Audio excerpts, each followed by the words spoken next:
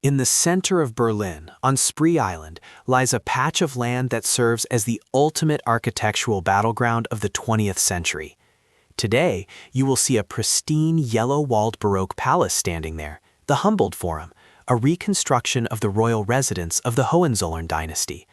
But do not let the fresh paint fool you. This site is a graveyard of ideologies. Twice in the last 70 years, a colossal, functioning building on this exact spot was deliberately wiped off the map, not by war, but by political decree. First, the original 500-year-old Stadtschloss, city palace, damaged but standing after World War II, was dynamited by the East German communists in 1950 to erase the memory of Prussian imperialism. In its place, they built their own modernist pride, the Palast der Republik, Palace of the Republic, a shimmering bronze glass structure that served as the parliament and cultural heart of the GDR.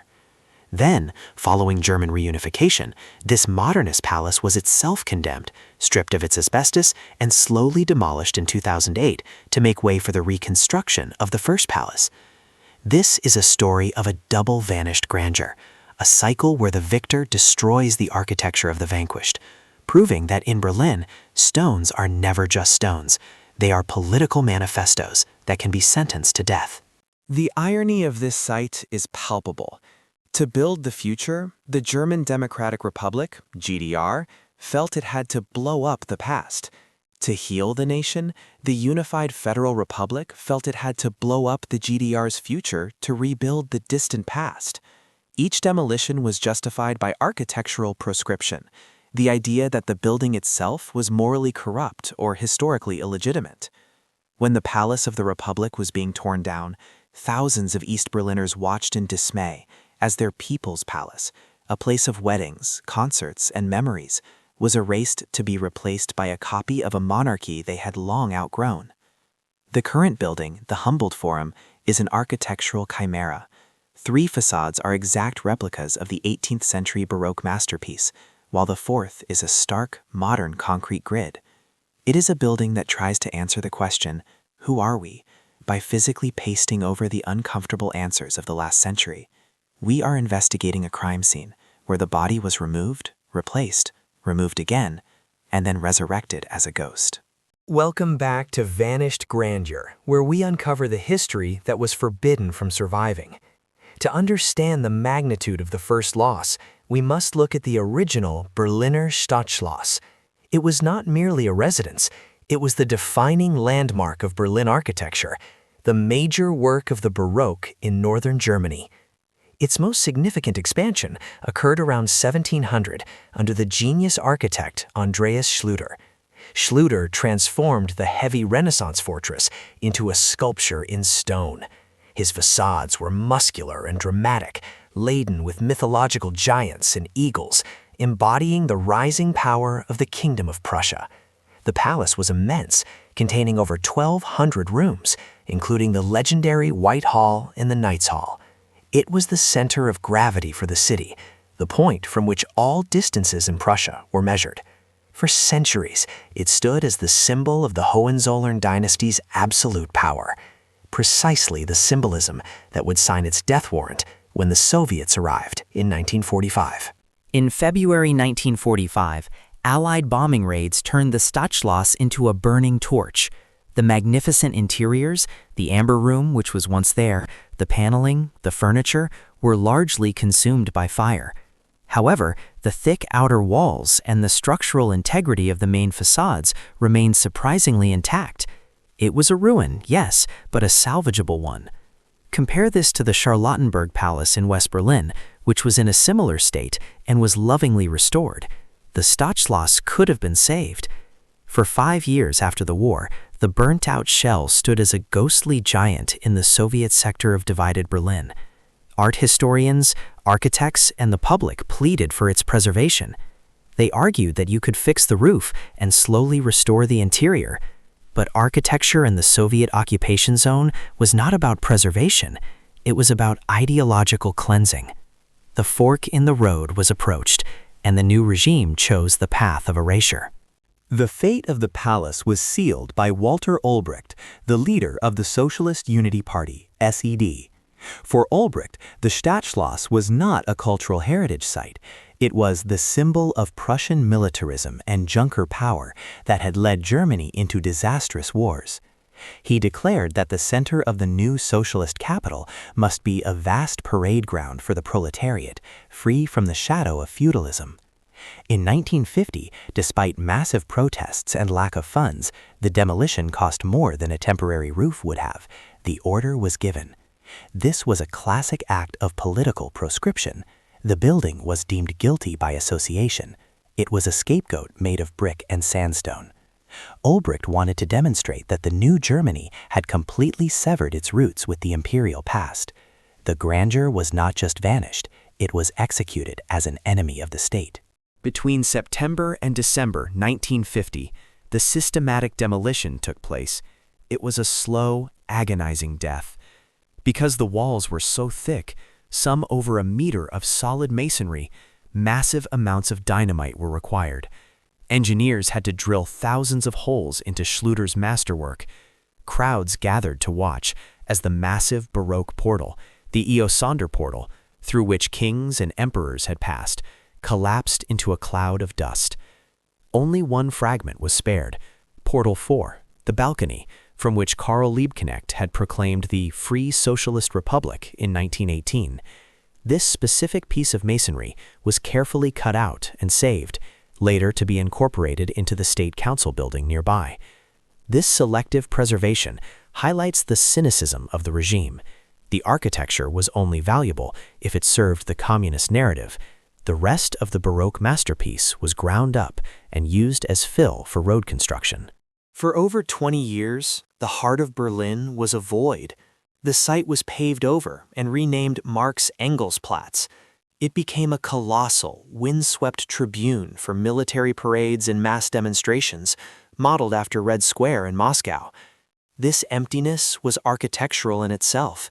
It was the architecture of silence, a deliberate gap designed to make the individual feel small and the collective feel large. The absence of the palace was the monument. During this time, the vanished grandeur of the Stadtschloss faded from memory, replaced by the rhythmic stomping of boots and the waving of red flags. The center of Berlin had been lobotomized, its history reset to year zero. In the 1970s, the GDR finally felt confident enough to build its own monument on the site. The result was the Palast der Republik, Palace of the Republic, opened in 1976. Designed by Heinz Grafender, it was an unapologetically modern building, a rectangular box clad in white marble and bronze-mirrored glass windows. It was nicknamed Eric's Lamp Shop, Eric's Lappenladen, by locals because of the thousands of spherical glass lamps in the foyer. But it was also a technical marvel of its time. It housed the Volkskammer, the rubber stamp parliament, but crucially, it was mostly a public cultural center. It was grandeur reimagined for the socialist citizen, accessible, bright, and modern. Western critics often dismissed the Palace of the Republic as a communist eyesore, but for East Berliners, it was genuinely beloved. It was one of the few places in the GDR that felt cosmopolitan. It contained 13 restaurants and cafes where you could get rare treats like pineapple ice cream, a bowling alley, a disco, and a massive great hall with a hexagonal stage that moved. It hosted rock concerts, balls, and TV shows. It was warm, it smelled of coffee and floor wax, and it was open to everyone. Unlike the old Stadtschloss, which was a fortress for the elite, this was a palace for the people. Its destruction would later be felt as a personal loss by a generation who had their first dates, weddings, and youth celebrations within its bronze glass walls. When the Berlin Wall fell in 1989, the fate of the Palace of the Republic hung in the balance. In 1990, just before reunification, the building was abruptly closed. The official reason was asbestos. The steel frame had been fireproofed with thousands of tons of sprayed asbestos, which was now releasing carcinogenic fibers. While the health risk was real, many East Germans saw the closure as a convenient political excuse, a new prescription. The victors of the Cold War, West Germany, wanted to remove the most potent symbol of the GDR state. The building stood empty for over a decade, a rotting, toxic shell in the center of the reunited city. mirroring the fate of the Stadtschloss in 1945. History was repeating itself with eerie precision.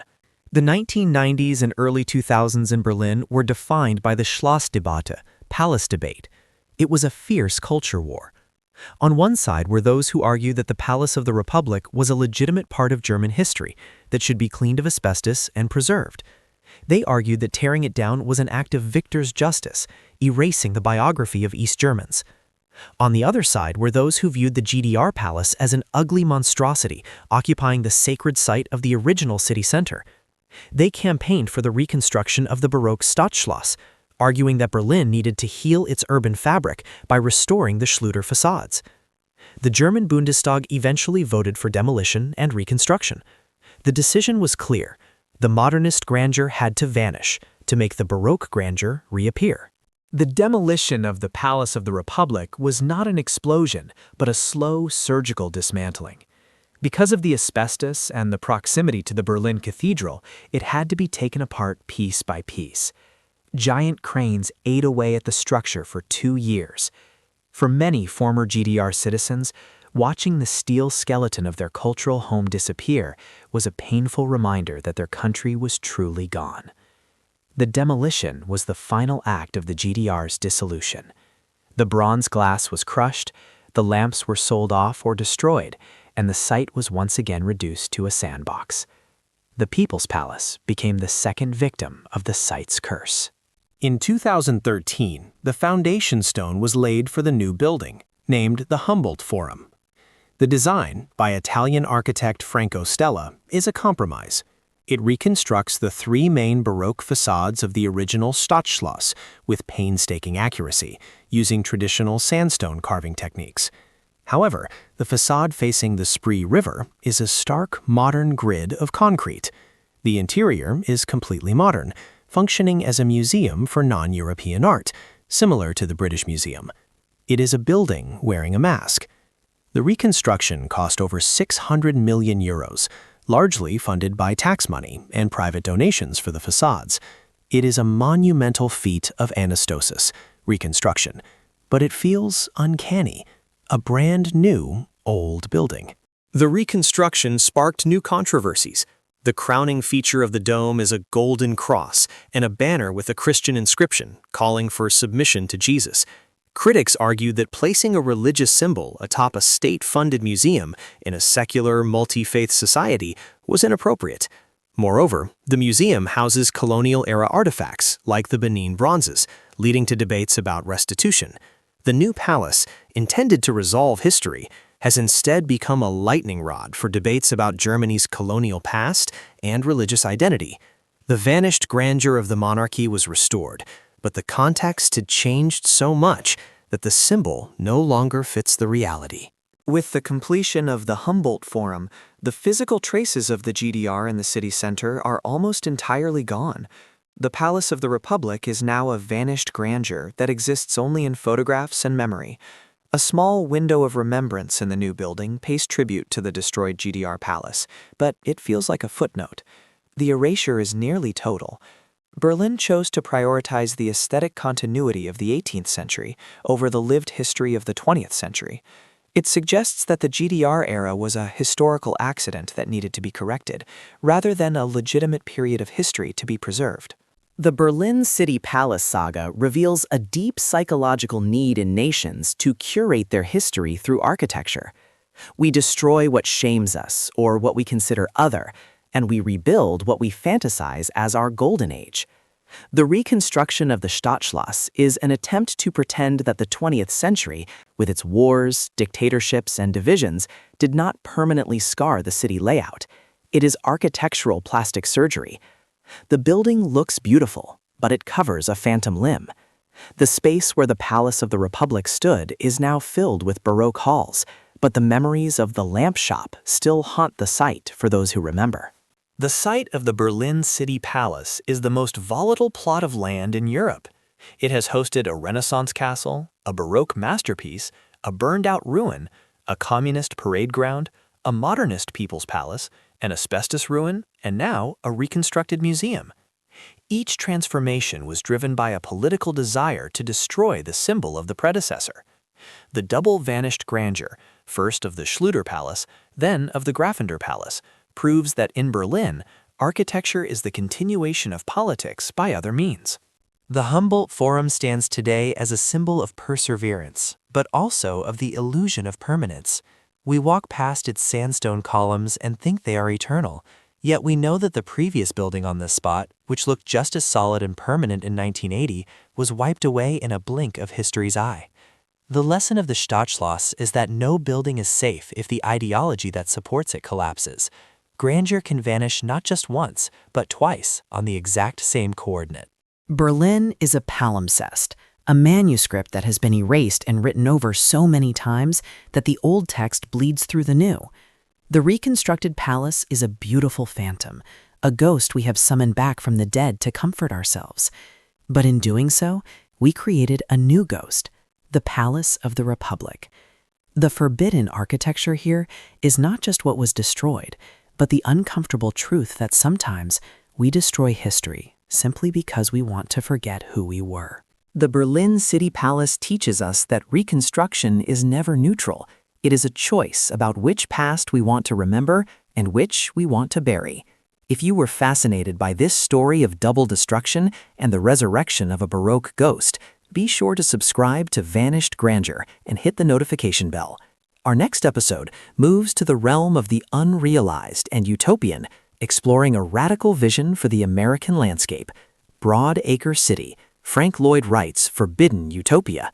We will investigate Wright's lifelong project to dissolve the centralized city entirely and replace it with a decentralized, agrarian suburban network, a concept that was deemed economically and socially impossible, yet eerily predicts modern suburbia.